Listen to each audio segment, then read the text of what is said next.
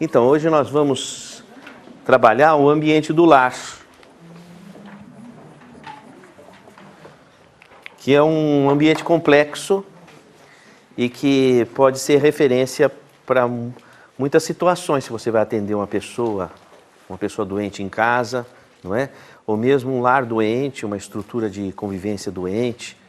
Então, é um ambiente muito importante nós estudarmos, não é? A figura, por exemplo, a figura do cuidador, não é? A pessoa que cuida de alguém doente em casa, não é? Então são experiências que merecem a gente fazer um aprofundamento. Mas eu gostaria de, no primeiro momento, mapear a holografia da estrutura do lar do ponto de vista das outras dimensões, né? O que envolve uma casa, né? Aqueles que dormem debaixo do mesmo teto, né?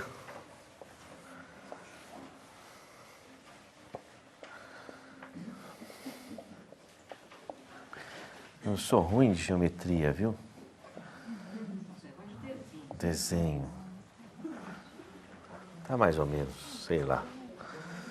A questão é o seguinte, que as pessoas que estão debaixo do mesmo teto, não é? Uma casa, ela não é só aquilo que a gente vê com os olhos, existe muita coisa circulando pela casa. A primeira questão que é importante nós concebermos é aquilo que seria a definição de umbral.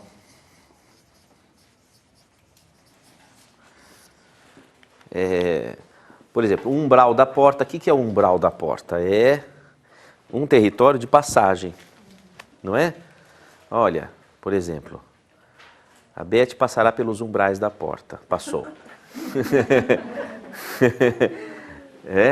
Então, o umbral é passagem, não é? É um território de passagem.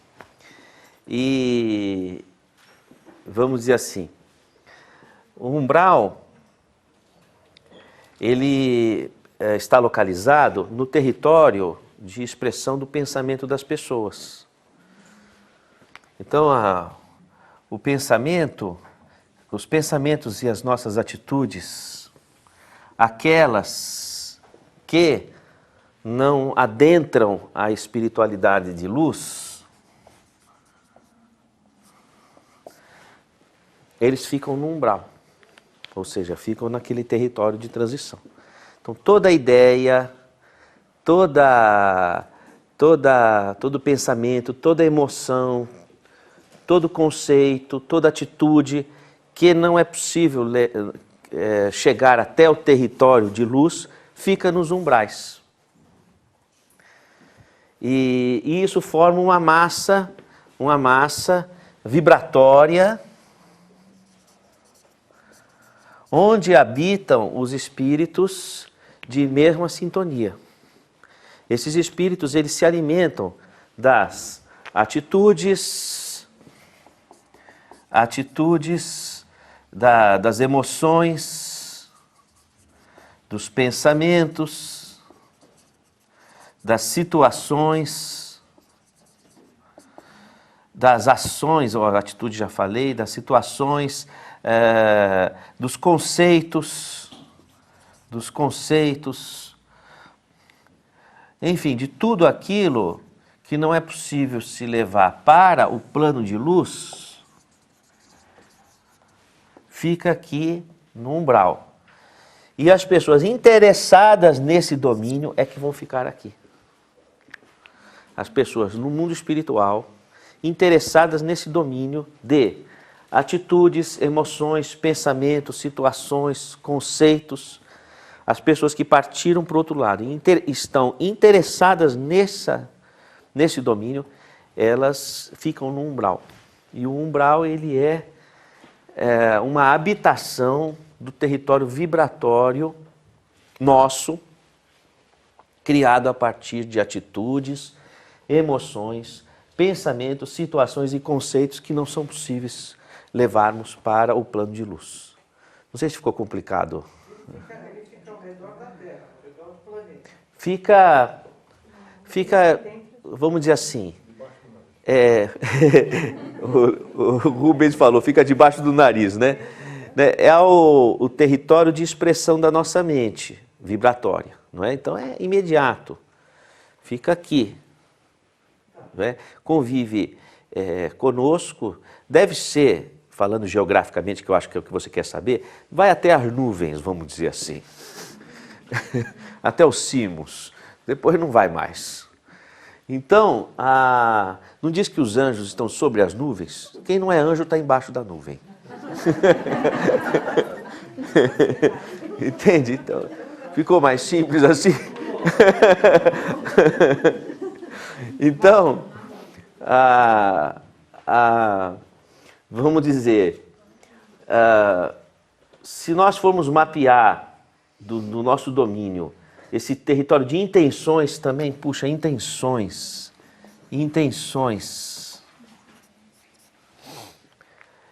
que não é possível levarmos para o plano de luz, ficam no território vibratório, que vai até no máximo às nuvens, e isso é chamado de umbral. Tá? Então, se você for imaginar que um lar, onde vive uma família, ainda que essa pessoa viva só, é um território de conflitos de convivência.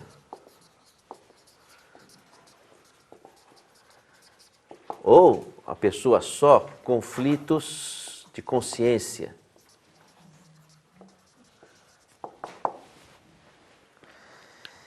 Onde nós trazemos à tona todos estes domínios de luzes e sombras. E as sombras, portanto, vamos dizer assim, a estrutura vibratória do umbral, ele intercepta o domínio da nossa casa, do nosso lar. Porque nós lidamos com essas questões nos nossos conflitos. Então, esse tipo de situação expõe a convivência doméstica a condições difíceis. Muitas vezes eu tenho recebido pessoas, ou pessoas sós, ou pessoas, vamos dizer assim, membros de uma família, com queixas de estruturas de convivência, vamos dizer assim, uma infelicidade mesmo, não é? E às vezes eu fico pensando, puxa, o domínio espiritual dessa situação é muito grande, mas como virou lugar comum se falar que é espiritual, é até difícil conversar com a pessoa, porque ela não está com a lucidez necessária para enxergar o que é essa questão. Aí foi que me ocorreu que essa nossa conversa seria uma oportunidade da gente pegar a miudeza da situação para ver que quando a gente fala de que há questões espirituais, isso não é simplesmente um lugar comum, como se fosse um balaio de gato que você coloca todos os gatos. Mas existe realmente o domínio da convivência, o domínio do lar, o domínio da nossa estrutura de convívio, ele é cercado por essas coisas todas. E essas vibrações formam uma camada uma plataforma onde vivem entidades espirituais com a mesma sintonia, que então interferem na nossa mente. Veja bem, você não tem que tomar banho todo dia, escovar os dentes, né? Se não escovar os dentes todo dia, as bactérias invadem o dente e formam a cárie, não é assim? Não é?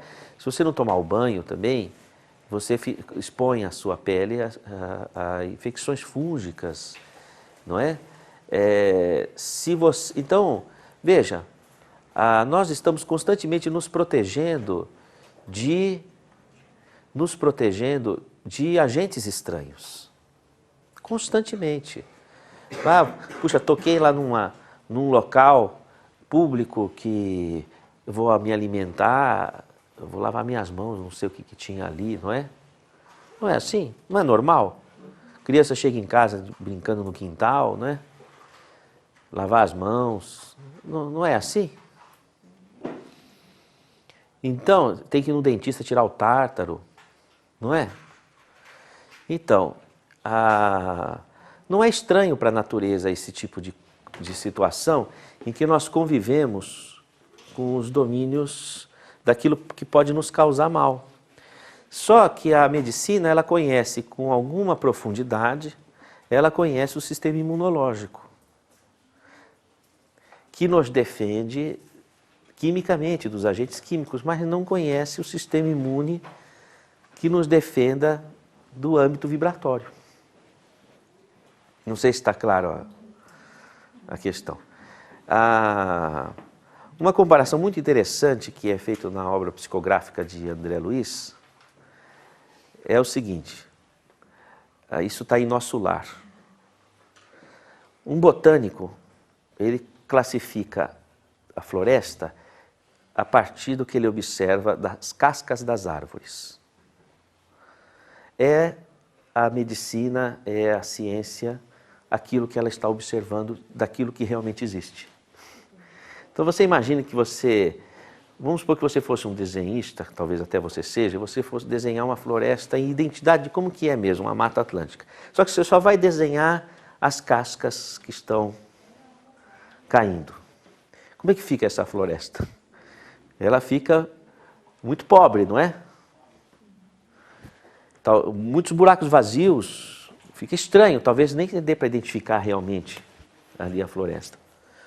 Então, a proporção é idêntica quando nós enxergamos a natureza humana somente pelo aspecto físico, sem atentarmos para os domínios espirituais, que são a proporção maior daquilo que envolve a nossa vida de relações e as nossas percepções. Então essa ideia que o André Luiz coloca em Nosso Lar, ela é muito interessante, porque ela é exatamente o que acontece. Está claro a ideia? Né? Se você for analisar, por exemplo, em termos de identidade, deixa eu só falar para a dona Eusa e para o seu Paulo o que eu estava explicando, que vocês estavam ali atendendo, né? Eu estava explicando o seguinte, que no lar, boa parte dos conflitos que ocorrem vem por interferências espirituais. Umbral é todo terreno de vibração que envolve atitudes, emoções, pensamentos, situações, conceitos e intenções que não podemos levar lá para o plano de luz. Fica aqui no umbral, onde habitam espíritos inferiores. Aí eu estava explicando, seu Paulo e dona Eusa, que é como os cuidados que nós temos com o nosso corpo. Você precisa tomar banho todo dia, escovar os dentes, tal. Você não invade, as bactérias invadem. A mesma coisa no domínio espiritual. Se você não tem aquele cuidado, invade. Não é? E o interessante é que houve tempo, por exemplo, que se morria de neurosífilis, que não se conhecia penicilina. Houve tempo que o cirurgião chegava, fazia uma drenagem de um abscesso com bisturi, lavava na água da pia, guardava o bisturi no meio do lenço dele, punha no bolso do paletó e depois ia fazer outra pequena cirurgia, tirar uma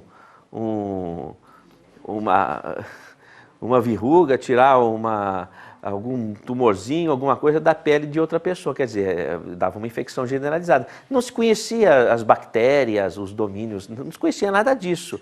Então, hoje nós conhecemos, mas não conhecemos as interferências vibratórias e espirituais que afetam a nós. Então, muitas vezes, não é nem por maldade, a pessoa sofre por ingenuidade, por desconhecimento.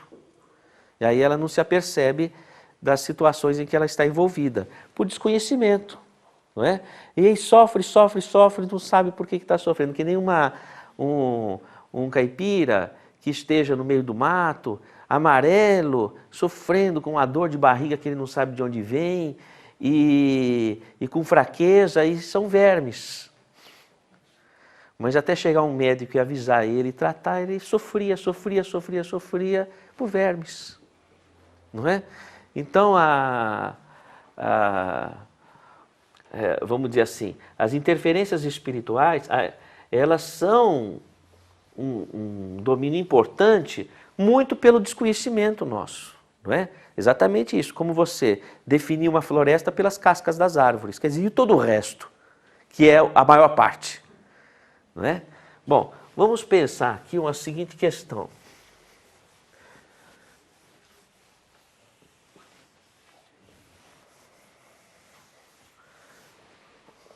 O nosso organismo, ele é uma estrutura envolvida num ecossistema.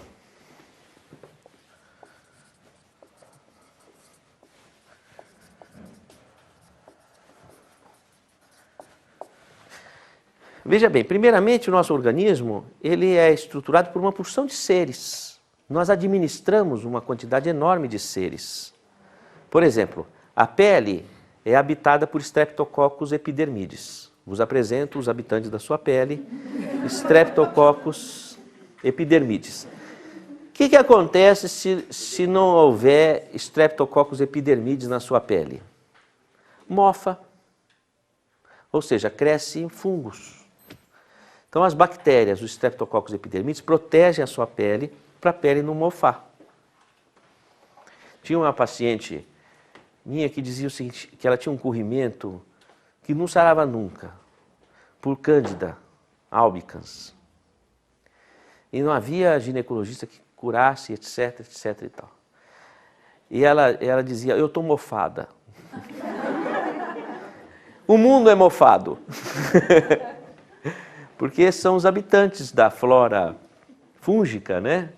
E se cai a defesa, é lógico que aparece. Então, no caso, por exemplo, do trato vaginal, do trato ginecológico, você tem os bacilos de Duoderline, que protegem a estrutura. Se você, às vezes, toma muito antibiótico, sem critério, etc., você mata essa flora. Aí vem infecção fúngica, não é?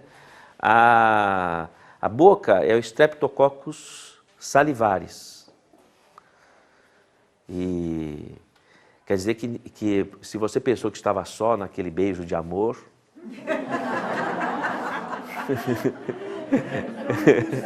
você teve 1 milhão de testemunhas. Então, foi uma meleca. Oi, Leila. Com relação às interferências espirituais, existe um limiar, né? Um limiar entre a interferência espiritual por conta da ignorância e por conta dos nossos atos, né? Da nossa forma de ser, da nossa forma de pensar. Porque senão fica fácil, né? Quando a gente for para a espiritualidade, um dia. Eu já vou chegar nessas questões, Leila. Eu vou trabalhar aqui a questão de identidade. Eu já chego nisso que você vai colocar. Não vou colocar, não. Vou perguntar. Justamente, eu já chego nisso. É difícil saber onde é que Isso. sou eu e o... Então, é por isso que eu estou começando a puxar o fio do novelo por esse raciocínio, que a gente vai chegar nisso que você está... Exatamente nisso que você está colocando. Olha, então, qual é o seguinte? Por exemplo, o intestino, ele é habitado por Escherichia coli. 2/3 das fezes é Escherichia coli. É muita bactéria. Então, mas tem milhares de seres que habitam o nosso organismo e que são importantes, que se não houver esses seres, não há o funcionamento do nosso organismo. Então, o nosso organismo não é só a anatomia que nós vemos. Se fosse possível você enxergar com uma luz que te permitisse ver esses microseres, você ia ver que, na verdade, você comanda um ecossistema de seres. E então existe no nosso organismo, existe uma... Como é que eu poderia dizer? Existe uma coesão do nosso corpo com a natureza. Uma coesão. É como se o nosso corpo fosse uma densificação de um ponto da natureza, mas não houve a perda da coesão com a natureza. Você imagina o seguinte, vamos supor eu vou colocar esses pontinhos aqui, caoticamente colocados,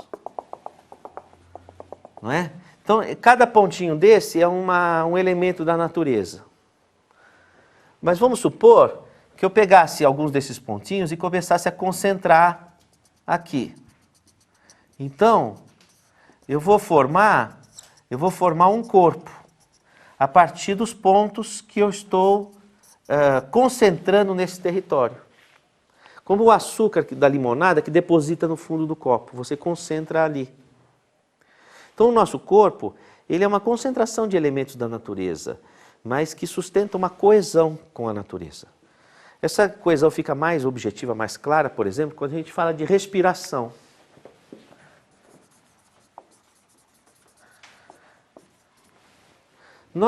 A respiração se dá na atmosfera. É como se nós estivéssemos mergulhados na mesma piscina, ingerindo as mesmas substâncias da piscina. O ato de respirar nos coloca em extrema intimidade. Porque o que você inspira para dentro do seu corpo, você expira e depois entra dentro do corpo de outra pessoa. E vai assim. Nós estamos, é como se estivesse dentro da mesma bolsa amniótica da grande mãe natureza, mergulhados no mesmo líquido, sorvendo as mesmas substâncias. Não sei se está claro, desculpa, eu não queria decepcionar vocês, trazer às vezes alguma repugnância, não é? Mas a questão é que o nosso organismo em si, ele é uma estrutura completamente conectada com a natureza. O organismo, ele não apresenta os mesmos princípios de identidade do espírito.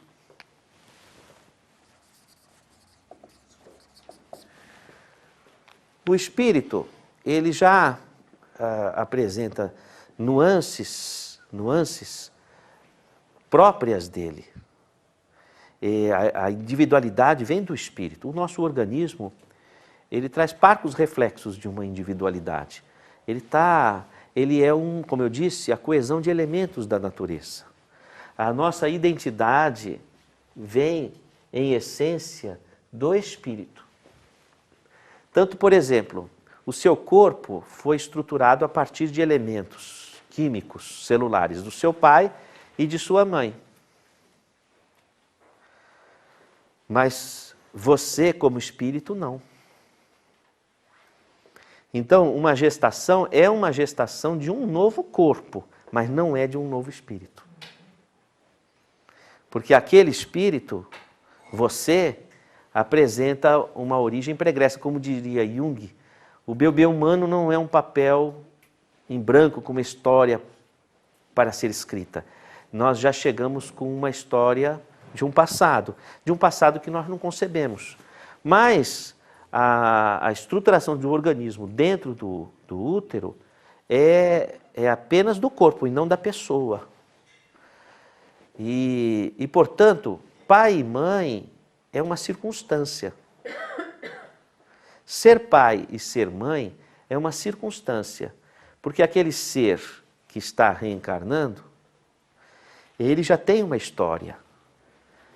E quem gestou ele foi Deus. Sabe-se lá como, que nós não temos inteligência para conceber essas origens. Agora, o papel que nós assumimos de pai e de mãe é para uma situação biológica, para um contexto histórico instantâneo, de uma pessoa que se travestiu daquele corpo, mas que não é aquele corpo. Aquele corpo é só uma agregação da natureza que juntou pecinhas, um pouco do pai, um pouco da mãe, um pouco do ambiente, do ar, do sangue, do alimento, fez tudo isso, fez uma massa e o espírito vai se utilizar daquilo. Então, por isso que você enxergar uma pessoa pelo que ela aparenta é uma situação precaríssima, porque você precisa de enxergar o que está por trás, não é daqueles olhos. Uma coisa é enxergar os seus olhos azuis, os seus olhos castanhos, outra coisa é os seus sentimentos que estão por trás do seu olhar. Então, vamos dizer assim, a identidade da pessoa, ela está sedimentada no espírito. Por isso, uma pessoa que ela não trabalha a essência do espírito, ela não trabalha a essência de sua identidade. E tudo que acontece na vida da pessoa, ela deve interpretar nos domínios do espírito. A pessoa tem uma dor, o que dói é a alma. O que dói é a alma, a dor é uma percepção. Então, se não houver uma busca dentro da alma, no espírito, do porquê que está acontecendo, você não resolve aquele problema.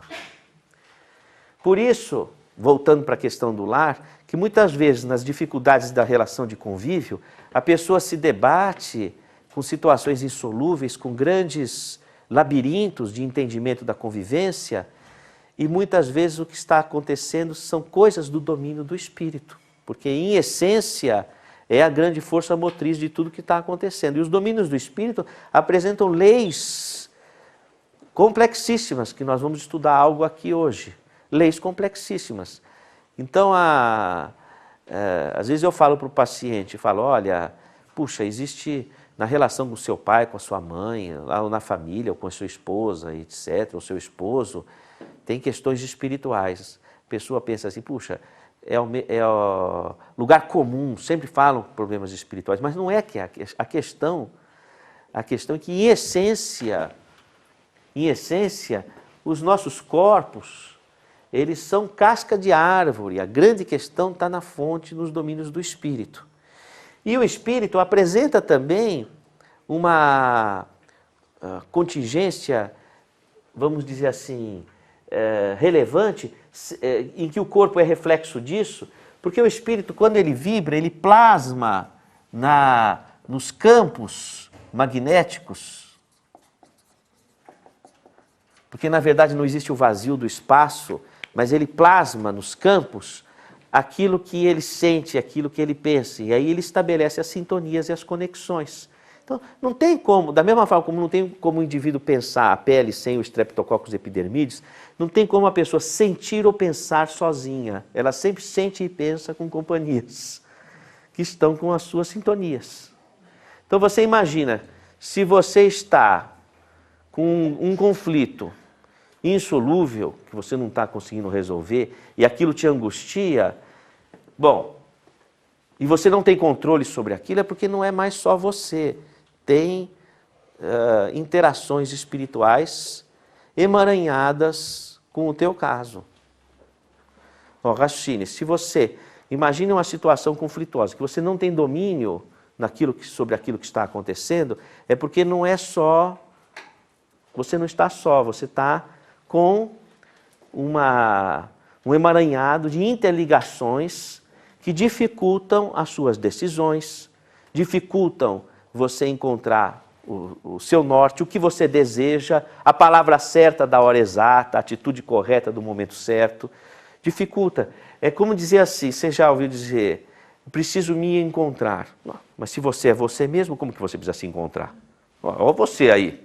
Não, mas eu preciso me encontrar. Por quê? Porque a pessoa ela está mergulhada, como uma agulha num palheiro de interferências, num mar de interferências, que vem de outras tantas mentes, e ela mesmo tem dificuldade de se achar, de se localizar nesse emaranhado, nesse novelo de interferências. Então, da mesma forma, concluindo, que nós vamos pensar o organismo como um ecossistema constituído por Escherichia coli, por Streptococcus salivaris, Streptococcus epidermidis, bacilos de Doederlein, por aí vai, uma infinidade, e que sustenta o nosso organismo, a unidade do nosso organismo. Da mesma forma, a nossa mente, ela não é uma estrutura que pensa ou sente sozinha, ela pensa e sente interconectada num sistema de rede. E se essa rede ela apresenta um conflito aparentemente insolúvel, que traz sofrimento para a pessoa, você precisa resolver, pensar a solução desse problema também em rede. Então, vamos estudar um pouco dessa rede. Então, quando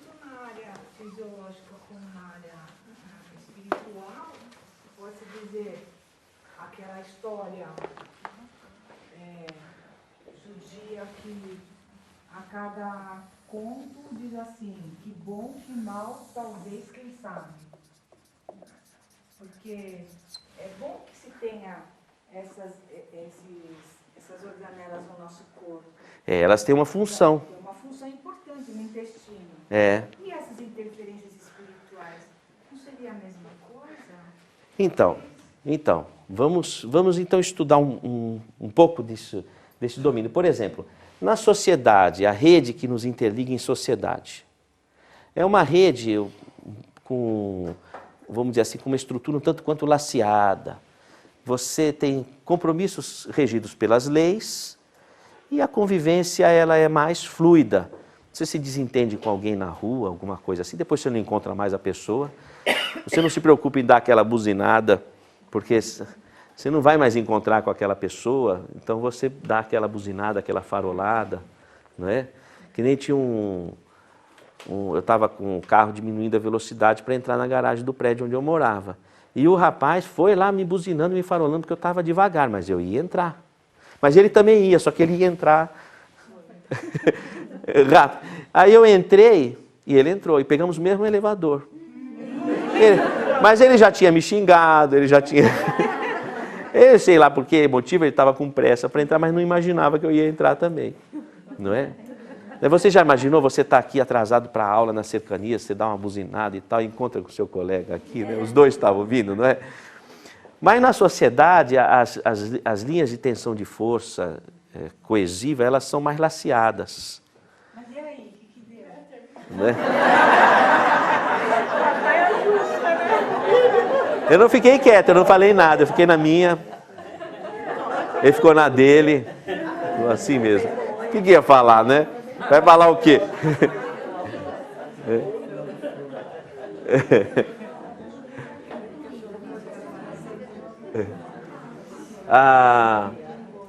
Agora, se você pegar aqui, olha, por exemplo, um outro território, não é?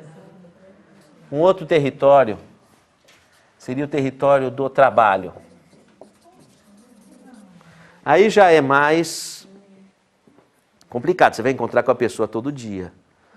Então você precisa tomar mais cuidado com a sua... A rigor, você deve tomar cuidado sempre, mas as relações de trabalho impõem para a pessoa que ela precise de se localizar melhor, vigiar melhor as suas atitudes, porque ela vai encontrar com a outra pessoa todos os dias, não é?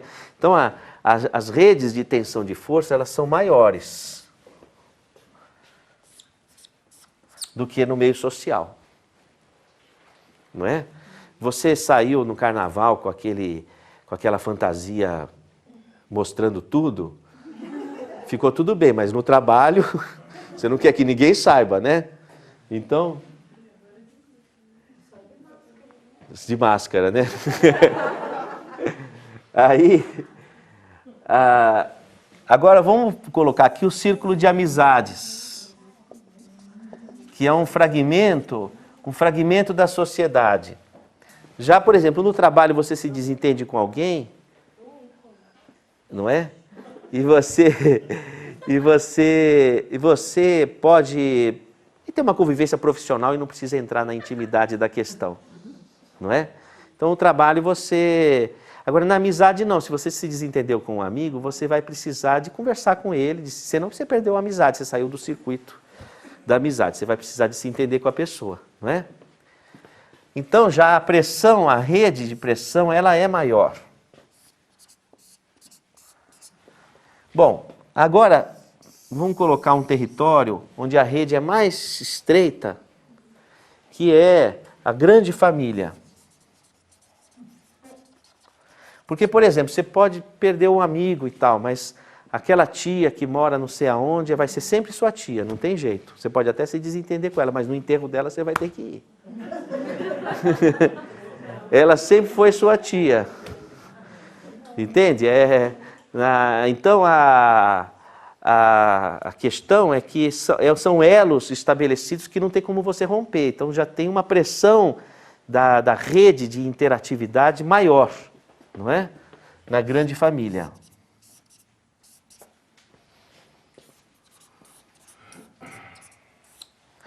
Aí depois, maior do que esse, a maior pressão é na família daqueles que vivem debaixo do mesmo teto.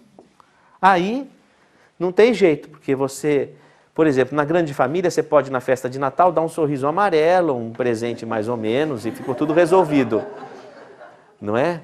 Mas dentro de casa é difícil sustentar isso todos os dias, né? É uma pressão maior, não é? Então as linhas de tensão de força, elas são maiores. Veja, então a psicosfera é mais ostensiva.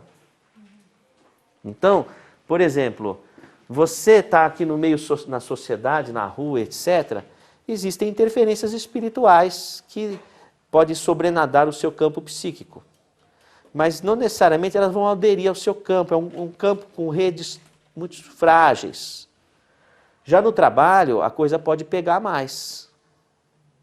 Então, uma interferência espiritual que ocorra no trabalho, pela frequência diária, pela presença de convivência, uma entidade espiritual pode aderir mais fortemente ao seu campo. No terreno das interações, da amizade, no terreno social mais íntimo, mais ainda do que no trabalho. Por exemplo, eu tenho pacientes, aliás, um caso muito interessante que me veio agora na mente, de um paciente meu que ele veio ao consultório com uma psicose, uma desestruturação mental, que foi identificado como sendo uma incorporação de um espírito. Ela era uma moça e ele a paciente era uma paciente, mas ela se dizia que às vezes ela se confundia como fosse homem.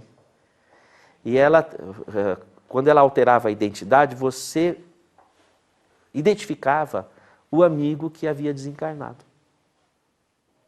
Então, às vezes, ela manifestava a entidade do amigo e ela se queixava. Engraçado, às vezes eu sinto que eu sou um homem. E quando manifestava o amigo, confundia com uma psicose, porque havia uma dissociação mental, mas o discurso do amigo era evidente. Não é que ele se dizia ser, olha, eu sou fulano e tal, não era nem isso. Ele queria, quando ela ficava incorporada, ela queria estar junto à família, era alguma coisa mais... Por que você quer estar sempre na casa, junto à família, apegado de uma forma psicótica? Porque era ele. Ele estava usando o veículo mediúnico da amiga. Então, no território das amizades é mais intenso, né? Dizia assim, aquela amiga dela fez uma macumba para ela, para conseguir o namorado dela, não é? Sem entrar no mérito da questão da validade dos rituais ou coisa assim, sem entrar nesse mérito, veja, é um campo de muita aderência do ponto de vista espiritual. Já existe uma rede de linhas de tensão de força mais intensa, né? O amigo da onça, não é? O abraço do urso, não é? O amigo urso, não é? Então, tudo isso, esse é um território mais complexo, não é? Tá? Isso daqui é importante a gente avaliar quando a gente vai estudar interferências espirituais para tentar localizar de onde vem a interferência. Doutor, entende? Aqui na porta, estou vindo para cá, desci do carro, estou vindo rapidamente, estou atrasada, atrás de mim está vindo uma moça, eu não vi, estou olhando para frente, ela pisa nas folhas e faz um barulho. Eu levei um susto tão grande que eu fiz assim, ai meu Deus, né? Aí ela olhou para mim e falou, ela assustou comigo, o meu susto. Eu falei, não, desculpe, eu me assustei, me desculpe, eu me assustei, você pisou, eu pensei rápido, você pisou nas folhas, eu me assustei, me desculpe. Então, isso é uma interferência ou sou eu? Não, daí isso já é o estado de desdobramento, né? Desdobramento? Desdobramento. Então, Isso é... desdobrando todo dia, toda hora.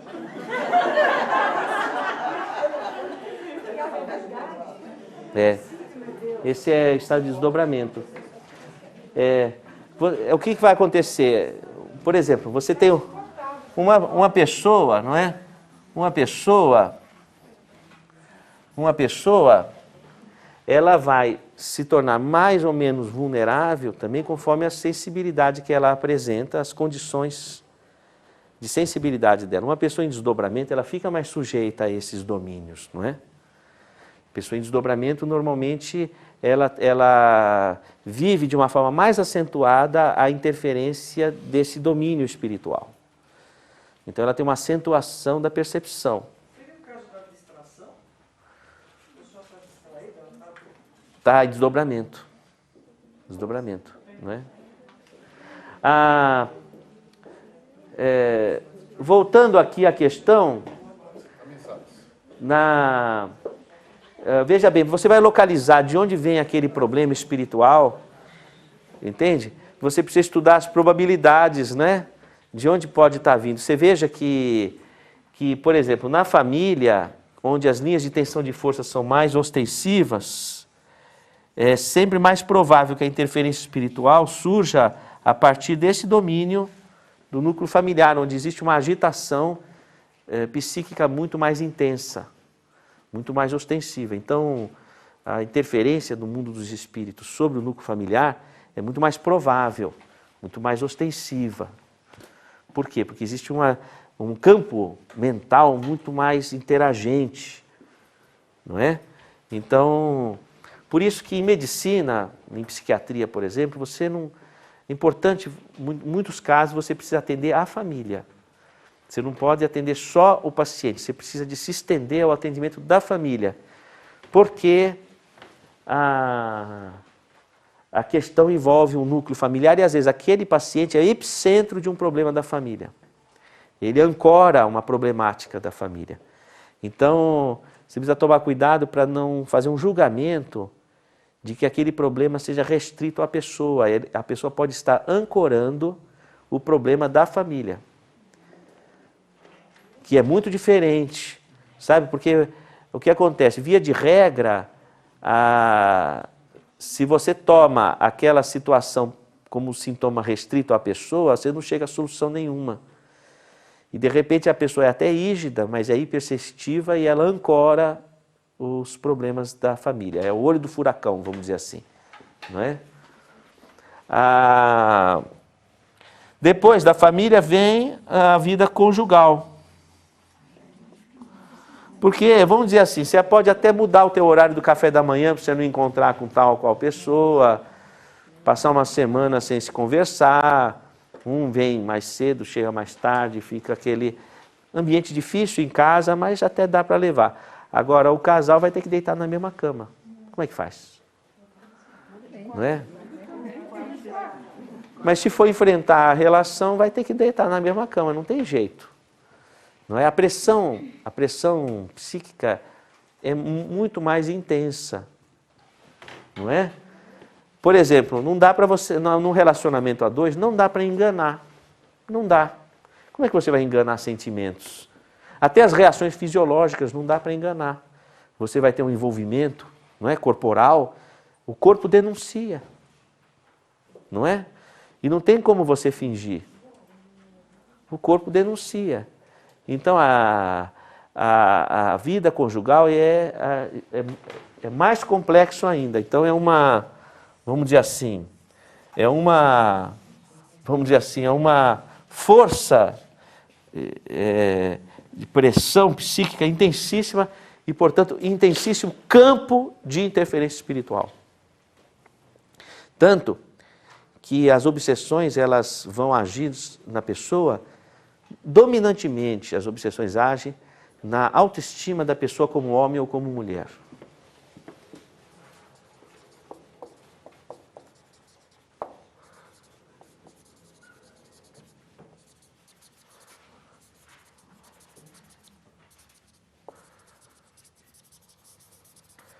Hoje, essa polarização de sexos é um pouco complicada, né?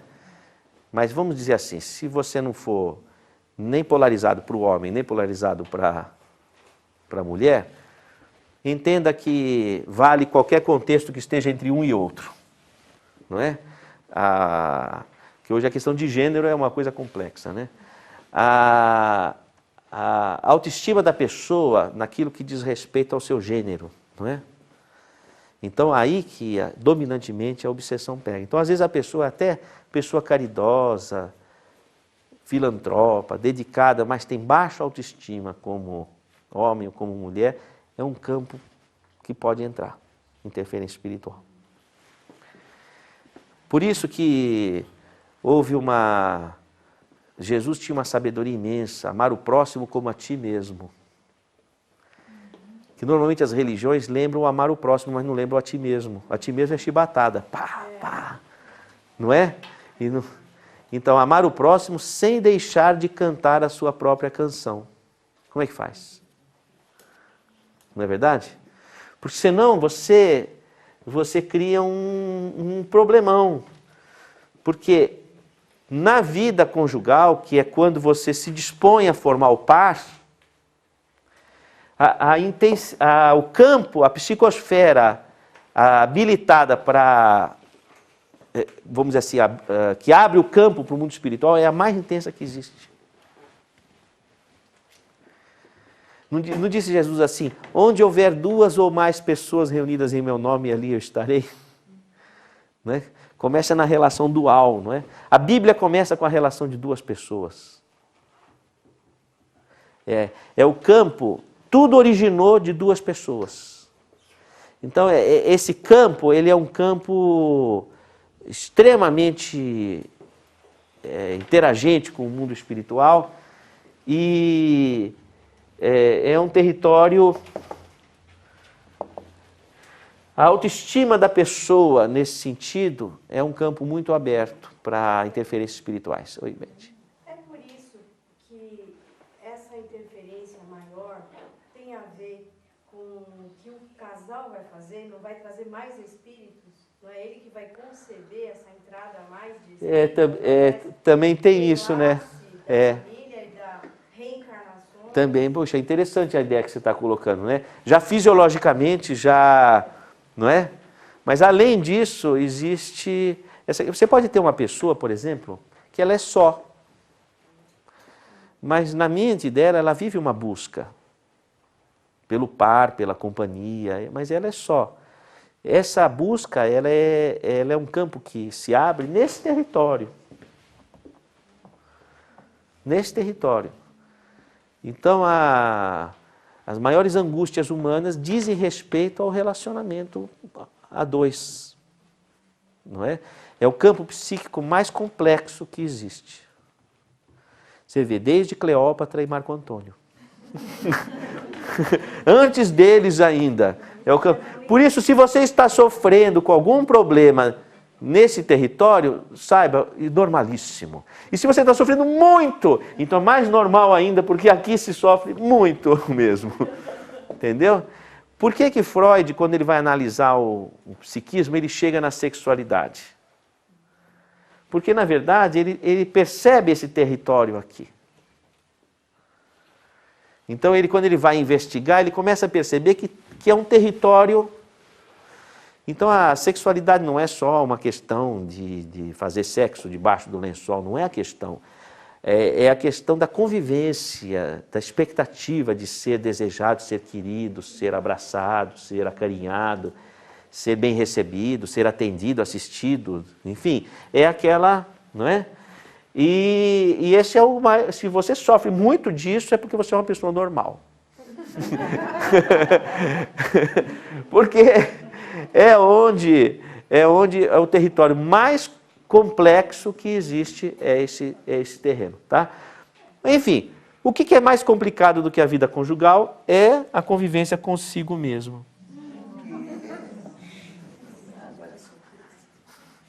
Esse território aqui é um formigueiro, viu? Tanto que qual é que é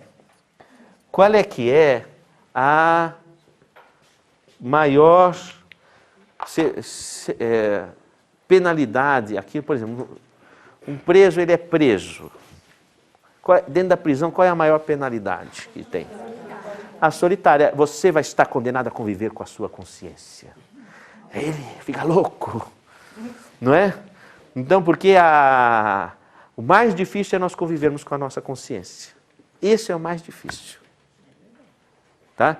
Então, a nossa consciência, ela é o grande campo de expressão das interferências espirituais. É o grande campo. Marilda. Então, dizem os filósofos, né, que nós, os seres humanos, não conseguem viver nessas relações, né, nessa sociedade, o homem, né, e que também nós não conseguimos viver sem eles, né, sem essas relações, né, que o conflito é uma coisa inerente ao ser humano, o conflito né. Olha, você colocou uma coisa importantíssima. Cada pessoa,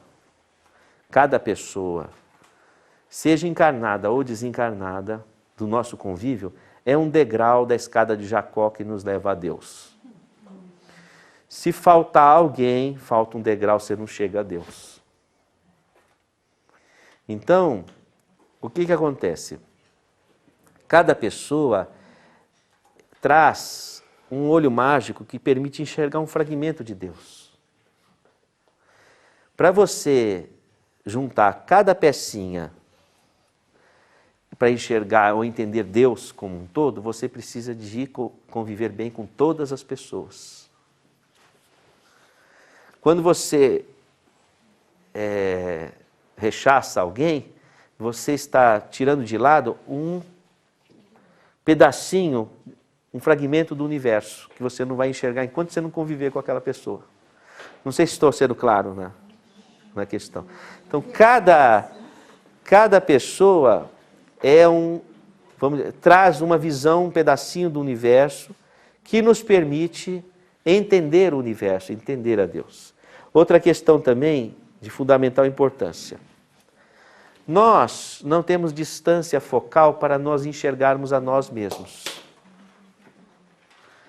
Então, você pega, por exemplo, um livro e você vai ler o livro, se você colocar assim, ó, você não enxerga, você precisa de ter distância focal. Bom, e quanto mais velho, mais distância, por causa da hipermetropia. E eu descobri que eu estava ficando velho por dois motivos. Um, que eu achei estranho que eu estava enxergando melhor quando colocava mais longe.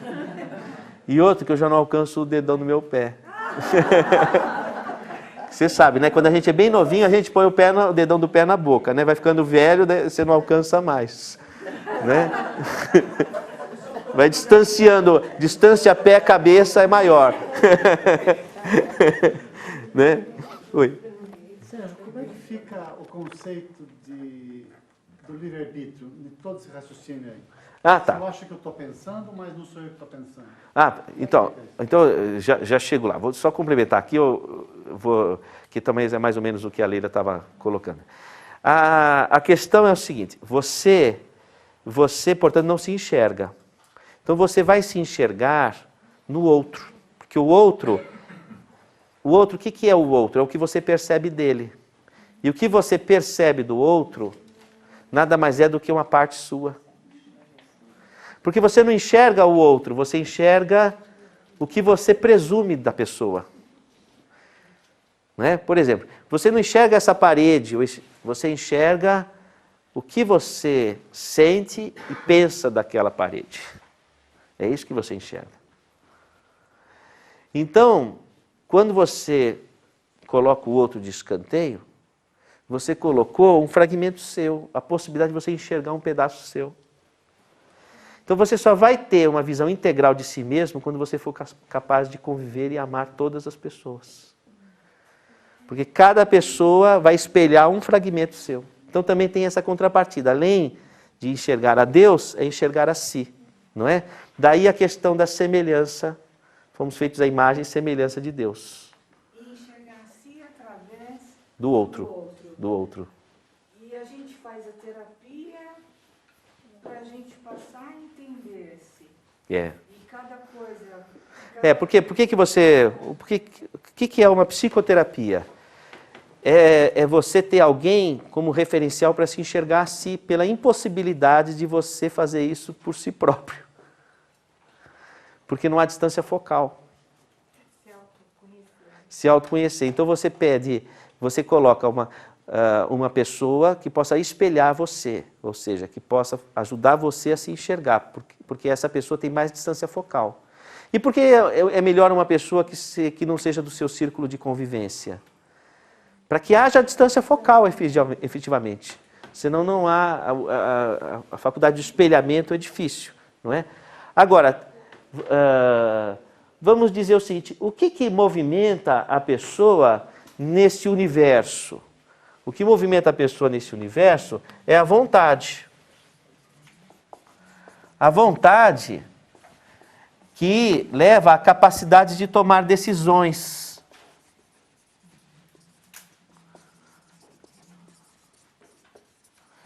E esse momento do exercício da vontade é o momento em que nós estruturamos a nossa identidade.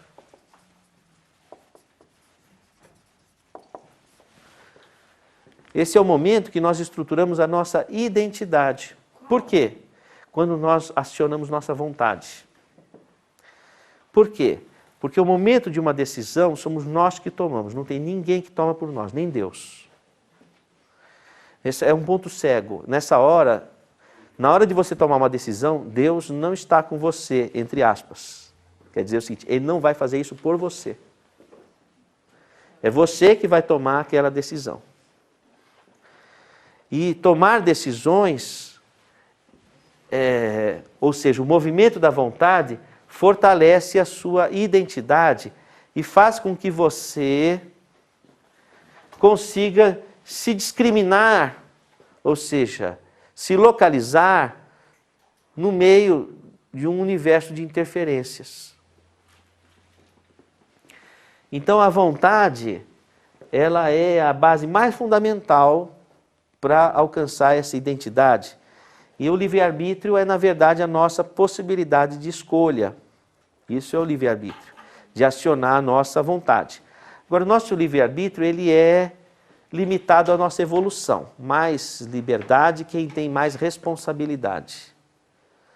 Então, ele é... Olha, qual é a antítese da vontade?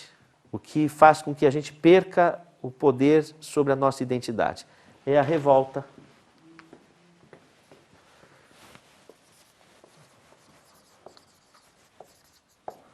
A revolta.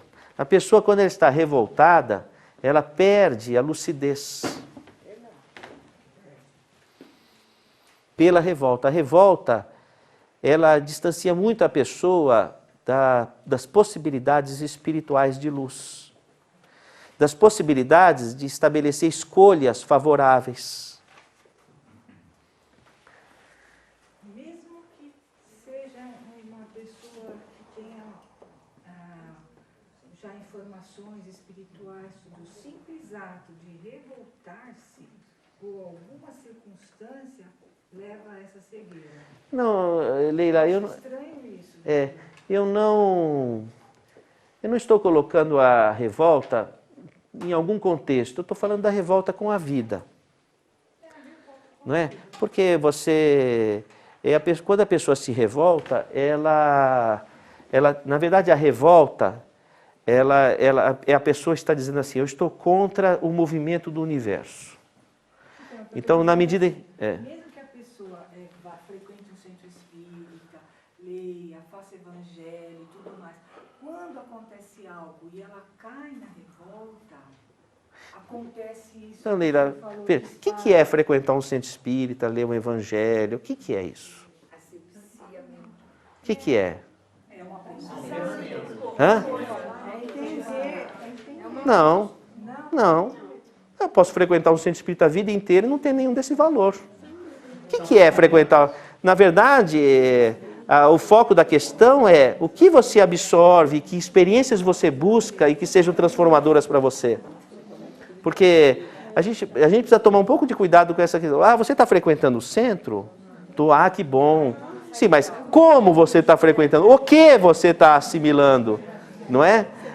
Você está lendo o Evangelho? Os mafiosos na Itália, todos eles iam na igreja, confessavam. Exato. Levantando todo mundo. Então eu me expressei mal, eu não soube expressar. Eu digo assim, estamos todos na Terra, então aqui não tem ninguém que alcançou nada ainda. Então mesmo as pessoas pessoas que conhecem, sabem que a revolta não é uma coisa boa, que dá tal. Aí morre um filho, dispara a revolta. Disparando a revolta, ela cai nisso que o senhor disse. Ah, é. É isso que eu tô dizendo. O Chico fala o seguinte, o Chico fala que o choro da revolta prejudica o espírito que está no mundo espiritual e prejudica a pessoa e a família. O choro da tristeza, não.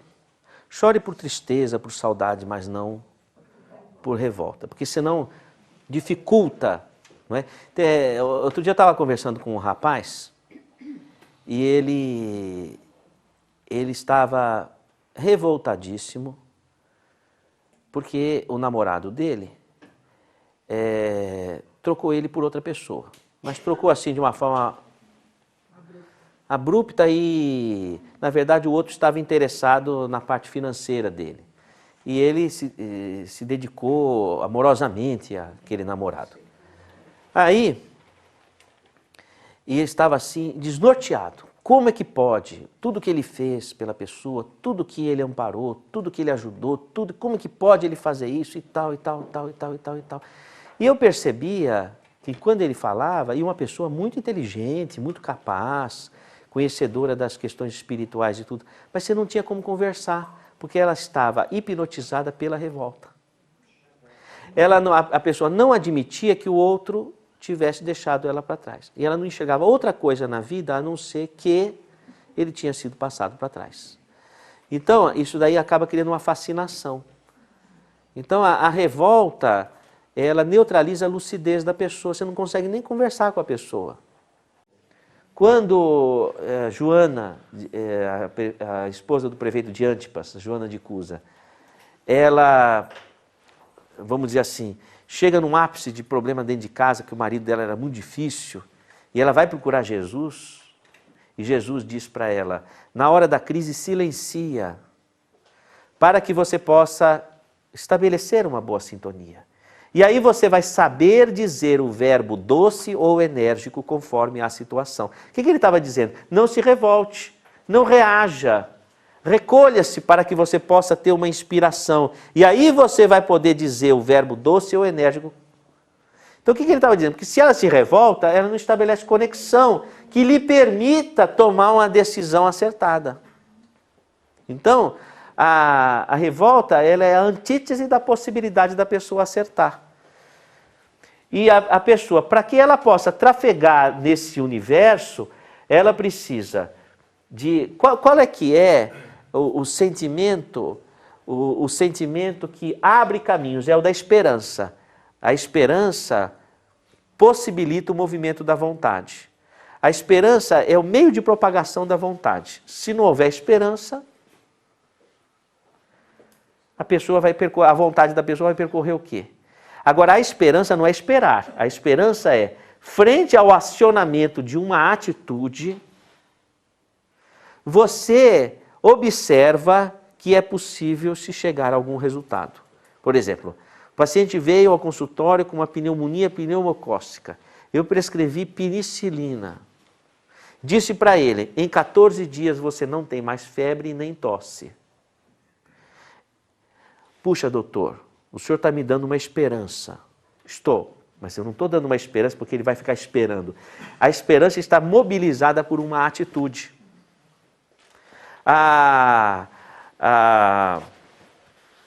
Na quarta-feira passada, houve uma psicografia que a família identificava perfeitamente o filho que havia desencarnado. A mãe levantou, extasiada, agradecida pela esperança. E ela disse, pela primeira vez senti alegria apesar de meu filho ter morrido. Por quê? Porque ela viu esperança, mas essa esperança foi construída por uma atitude. Ela veio buscar, ela se estruturou, ela foi atrás, ela se movimentou, ela se abriu, se dispôs, ela construiu uma trilha de esperança. A partir de agora ela vai acionar a vontade na construção de um novo rumo da vida dela.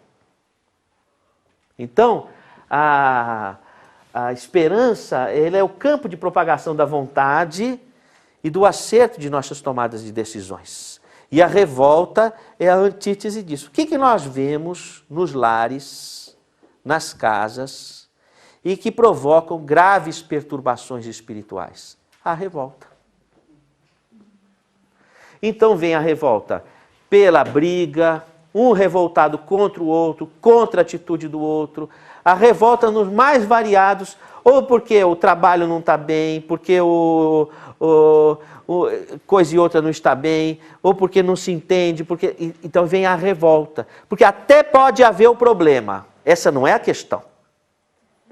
Até pode haver dificuldades de entendimento, essa não é a questão. A questão é, diante desse quadro, é a revolta. Não é? Na hora da revolta, somam os revoltados a gente, né? E a gente perde a identidade. Perde identidade, nossa, não é? Eu acho que para a gente atingir esse perfil, a gente tem que ter um exercício constante de vigiar os nossos pensamentos, as nossas atitudes, as nossas emoções, seria isso? É o quanto que você... E quantas vezes por dia você se olha no espelho? Quantas vezes por dia? Não, mais do que isso. Mais do que isso. Tenho certeza absoluta que quando você vê qualquer espelho, você vai se olhar. Tenho certeza absoluta que você vai se olhar em qualquer ponto que possa refletir a sua imagem e você vai checar. Tenho certeza. Tenho certeza.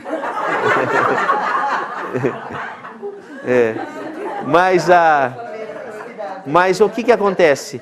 A grande questão é que nós estamos habituados a nos buscar pela nossa imagem física, mas nós não estamos tão habituados a buscar o espelho de nossa alma, que é buscar enxergar o reflexo, não é? Puxa, onde é que estão os espelhos de nossa alma? Nos conflitos. Então é assim, veja bem. Se você tem uma água fervendo, você ainda não sabe se está quente, você põe lá o dedo, puf, rapidinho, só para... Não é? Você não se queima. É diferente de você mergulhar na panela ou derrubar a panela em cima de você. Não é? Aí você se queima. Então é assim, quando um conflito ou uma pessoa te perturba demais, é porque ela é um espelho dos seus distúrbios. Tá? Quando uma pessoa ou uma situação te perturba, aquela pessoa te perturba, é porque ela está espelhando algum conteúdo da tua alma que você não suporta em você. Agora, quando aquela pessoa, aquela situação tem os seus conflitos, mas não chega a te desestabilizar, é porque não está espelhando nada seu. É próprio do contexto. Você está falando de treino e tal, eu acho que a gente vai aprendendo algumas coisas com a vida. Eu acho que fui uma adolescente das 10 mais revoltadas assim, da turma e tal. Mas você vai aprender algumas coisas que ela estava falando do vigiar, né? Eu sempre falo do orar e vigiar, que a gente tem que fazer. Mas eu aprendi algumas coisas. Acho que a gente se revolta sempre, a gente está sempre entrando. Que é a história de você... Que eu aprendi a dormir antes de tomar uma decisão. Então, quando tem alguma coisa muito tumultuada, fazer uma boa oração e dormir, no dia seguinte, você saiu da energia. E às vezes, quando você tem uma situação de identidade, já acontece da pessoa que está te incomodando, você, por você ter a consciência de que isso pode ser uma coisa espelhada, você sair um pouco fora e tentar entender o que está acontecendo, o que você tem para aprender com aquilo. Então é justamente isso, é você procurar entender a linguagem do destino, né? Aquilo que te aconteceu, olha, você tem que sempre pensar que a situação que você está, as pessoas que te cercam, o que te acontece, sempre é o melhor que podia acontecer para você. Então você tem que interpretar a linguagem do destino. Alguma coisa importante o destino está querendo que eu estruture em mim. E isso está sendo importante. Não fosse essas contingências, você não atingiria. Quando você passa a enxergar dessa forma, você adquire a lucidez para movimentar a sua vontade na direção certa. É a mesma coisa, uma pessoa, ela está nadando, ela não sabe nadar, ela cai na água. Se ela se debate desesperada, ela afunda. Se ela para um pouco para sentir o empuxo da água, ela boia. Aí ela vai dar umas braçadas na direção onde ela quer. Não é assim? A vida é a mesma coisa. Se você fica revoltado, lutando contra, você afunda. Se você espera um pouco para observar o empuxo da situação, que está te dando alguma mensagem para alguma direção que você tem que tomar, e então você consegue não é? Se estabilizar, e aí você toma a atitude lúcida. Não quer dizer você se subjugar a uma situação que não é adequada. Mas é uma questão de você aceitar aquela contingência num primeiro momento, sustentando a serenidade, para você poder, diante daquela situação, tomar uma conduta, vamos dizer assim, acertada. Porque você está lúcido para aquilo. Né? Uma questão é certa. Nós estamos fadados a dar certo. O grande problema que te angustia, na conta de seu empenho por solvê-lo, você vai resolvê-lo. Você vai resolver. Olha, grandes questões, falando assim de experiência, que tenho pouca experiência, mas eu tenho que conceber que eu não posso ensinar a não ser aquilo que eu vivi. Senão não é ensino de nada. Mas vamos dizer assim, há pouco tempo que venho sentindo uma sensação de felicidade por conta de grandes questões que sempre busquei resolver em todo o meu tempo de vida. E que eu já tinha até acostumado com as dificuldades e já não presumia mais que pudesse resolver.